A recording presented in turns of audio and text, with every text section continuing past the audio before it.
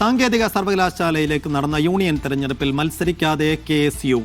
ആലപ്പുഴയിലെ 10 ക്യാമ്പസുകളിലേക്ക് നടന്ന തെരഞ്ഞെടുപ്പിൽ 9 ഇടങ്ങളിൽ നാമനിർദ്ദേശ പത്രിക പോലും സമർപ്പിച്ചില്ല. KSU ജില്ലാ നേതൃത്വത്തിനെതിരെ രൂക്ഷ വിമർശനവുമായി DCC നേതൃത്വം രംഗത്ത് വന്നു. പത്രിക നൽകാത്തതിനെ തുടർന്ന് SFI എതിരില്ലാതെ വിജയിച്ചിരുന്നു. ഫൈസി വിശദാംശങ്ങൾ നൽകും. ഫൈസൽ, എന്തുകൊണ്ടാണ് ഒരു നാമനിർദ്ദേശ പത്രിക പോലും നൽകാൻ KSU തയ്യാറാകാതിരുന്നത്?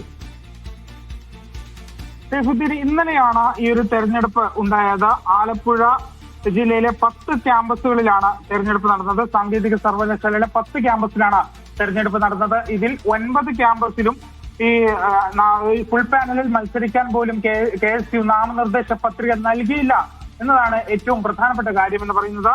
അതിൽ IHRD കാർത്തികപ്പള്ളിയിലെ IHRD കോളേജിൽ മാത്രമാണ് ഒരു മത്സരം നടന്നു എന്ന് തന്നെ പറയേണ്ടി വരുന്നത്. അതുകൊണ്ട് തന്നെ ഈ 10 ക്യാമ്പസുകളിലും ഇപ്പോൾ SFI ആണ് വിജയിച്ചിരിക്കുന്നത്. അതിൽ 9 ക്യാമ്പസുകളിൽ SFI നാമനിർദ്ദേശ പത്രിക സമർപ്പിക്കുന്ന സമയത്ത് തന്നെ SFI എതിരില്ലാതെ തിരഞ്ഞെടുക്കപ്പെട്ടു എന്നതാണ് മറ്റൊരു കാര്യം എന്ന് പറയുന്നത്.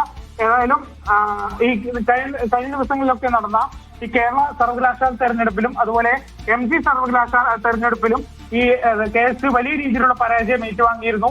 ഈ സമയത്തൊക്കെ തന്നെയും KSUവിനെതിരെ വലിയ രീതിയിൽ ഒരു വിമർശനം DCCയുടെ ഭാഗത്ത് നിന്ന് അല്ലെങ്കിൽ മുതിർന്ന കോൺഗ്രസ് നേതൃത്വത്തിന്റെ ഒക്കെ ഭാഗത്ത് നിന്ന് വലിയൊരു വിമർശനം ഉണ്ടായിരുന്നു. ആ ഒരു സമാനമായ ഒരു വിമർശനം തന്നെയാണ് ഇപ്പോഴും ഉണ്ടായിരിക്കുന്നത്.